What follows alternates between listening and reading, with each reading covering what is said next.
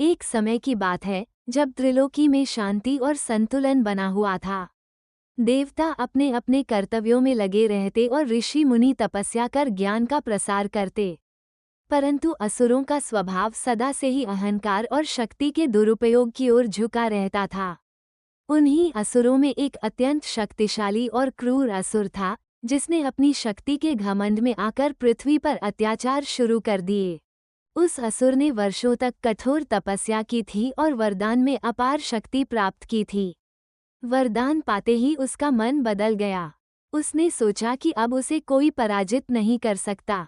धीरे धीरे उसका अत्याचार बढ़ता गया। उसने गांवों को जलाना शुरू किया, निर्दोष लोगों को सताना और ऋषि मुनियों की तपस्या भंग करना उसका रोज का कार्य बन गया। पृथ्वी पर हाहाकार मच गया। लोग भयभीत होकर देवताओं से प्रार्थना करने लगे। देवता भी असहाय महसूस करने लगे, क्योंकि असुर का वरदान उसे लगभग अजेय बना चुका था। अंततः सभी देवता एकत्र होकर कैलाश पर्वत पर पहुंचे और शिव जी से सहायता की प्रार्थना की। भगवान शिव, जो सदा शांत और करुणामय रहते हैं, उन्होंने जब ये सब सुना तो उनका हृदय द्रवित हो गया। लेकिन जब उन्हें ये ज्ञात हुआ कि असुर ने सीमा पार कर दी है और निर्दोषों का जीवन नष्ट कर रहा है, तब उनके भीतर का क्रोध जाग उठा। उनका मुख गंभीर हो गया और उनकी आंखों में अग्नि सी जलने लगी। धीरे धीरे उनका रौद्र रूप प्रकट होने लगा। उनके जटाजूट हवा में लहराने लगे, शरीर से अग्नि की ज्वालाएं निकलने लगीं और उनके डमरू की ध्वनि से संपूर्ण ब्रह्मांड गूंज उठा। उनके इस भयंकर रूप को देखकर देवता भी भयभीत हो गए।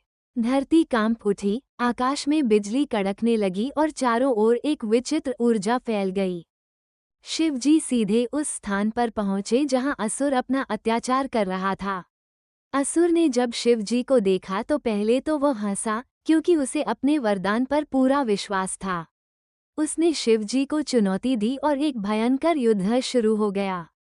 युद्ध इतना भीषण था कि पर्वत टूटने लगे, नदियों का जल उफान मारने लगा और आकाश में अंधकार छा गया।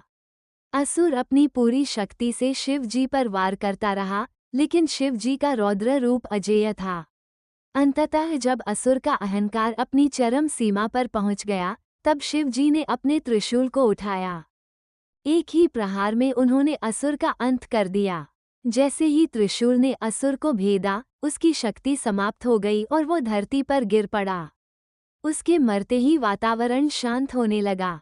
धीरे धीरे शिवजी का क्रोध शांत हुआ और उन्होंने पुनः अपना शांत रूप धारण कर लिया। देवताओं ने राहत की सांस ली और पृथ्वी पर फिर से शांति लौट आई। इस घटना ने सभी को ये सिखाया कि जब भी कोई अधर्म अपनी सीमा पार करता है, तब न्याय के लिए शक्ति का प्रयोग आवश्यक हो जाता है। शिव जी का ये रौद्र रूप हमें ये याद दिलाता है कि करुणा के साथ साथ अन्याय के विरुद्ध दृढ़ता भी उतनी ही आवश्यक है।